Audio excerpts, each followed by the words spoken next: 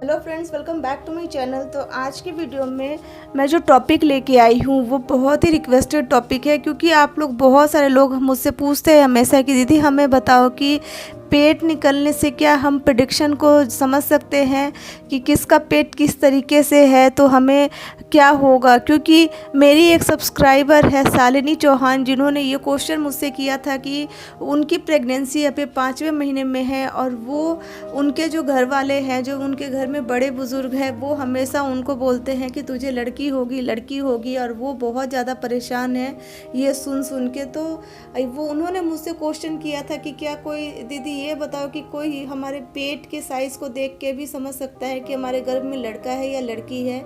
तो मैं उनको यही बोलना चाहूँगी कि पुराने ज़माने के जो लोग थे वो हमेशा प्रिडिक्शन के साथ चलते थे, क्योंकि उन दिनों में अल्ट्रासाउंड मशीनों का उतना यूज़ नहीं होता था, और साथ ही साथ अगर यूज़ भी होता था तो ज़्यादातर लोग डॉक्टर के पास जाना प्रेफर नहीं करते थे। घर में ही पेट के साइज़ को देखकर बता देते थे कि गर्भ में क्या है, या फिर पेट के साइज़ को देखकर पेट की कंडीशन को देखकर ये बता देते थे कि डिलीवरी होने वाली है, कब होने वाली है, वो ये बता देते थे।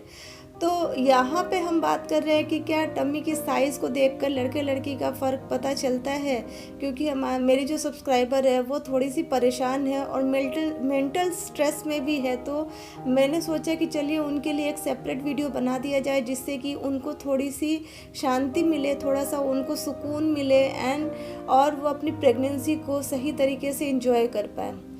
तो ज़्यादातर लोग यही सोचते हैं कि प्रेगनेंसी में जब कोई महिला का पेट राउंड शेप में निकलता है तो उसको लड़की होती है, और ओवल शेप में अगर आपका पेट रहता है, ओवल यानी अंडाकार शेप में, तो आपको लड़का होता है। आप सभी ने इन बातों को सुना होगा, मैंने भी सुना है, और सभी इस पर अपने अपनी प्रेडिक्शन देते हैं। और ये किस हद तक सच है, इसके बारे में हम बात करें तो साइंस इस बात को कभी भी नहीं मानता है कि कोई आपकी टमी को देख के आपको बता पाए कि आपके गर्भ में क्या है, लड़का है या लड़की है, क्योंकि ये इम्पॉसिबल है। क्योंकि टमी का साइज़ से लड़के लड़की का पहचान करना मुश्किल होता है।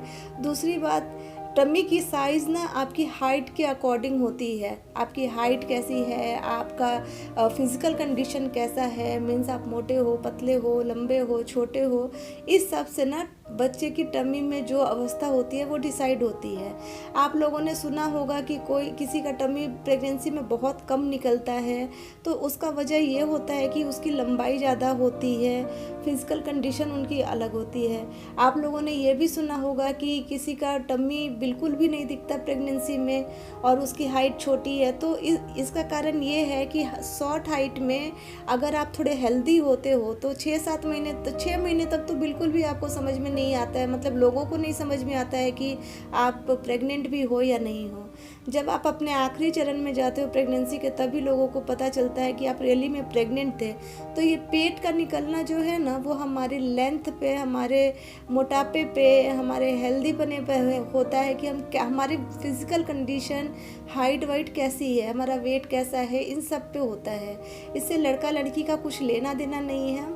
हाँ, यहाँ पे मैं अगर अपनी बात शेयर करूँ तो मेरी प्रेगनेंसी में मेरा जो टमी था ओवल शेप में था, और बिल्कुल भी अगर प्रिडिक्शन के साथ लिया जाए तो मेरे साथ ये प्रिडिक्शन सही था। लेकिन वहीं मेरे साथ किसी और की भी डिलीवरी हुई थी, उसको भी बेबी बॉय हुआ था, और उसकी टम्मी तो दिखती भी नहीं थी, वो लंबी भी थी, दिखती भी नहीं थी उसकी टम्मी तो 8वें महीने के बाद जाके पता चली कि उसकी प्रेगनेंसी भी है, और हमें तो किसी को पता नहीं थी। और जब उसको हुआ तो लड़का हुआ, और लोग उसको बोलते थे कि उसको लड़की होगी। उसके घर में उनकी जो सासू माँ है वो भी बोलती थी कि लड़की ही होगी, क्योंकि उसका टमी निकला तो कम था, लेकिन उसका टमी जो निकला था वो राउंड शेप में था। तो इस वजह से उसकी सासू माँ बोलती थी कि उसको लड़की होगी।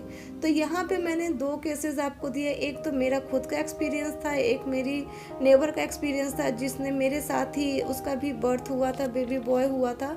तो यहाँ पे ना टमी के निकलने से, टमी के साइज से ना जेंडर का पता नहीं लगाया जा सकता है।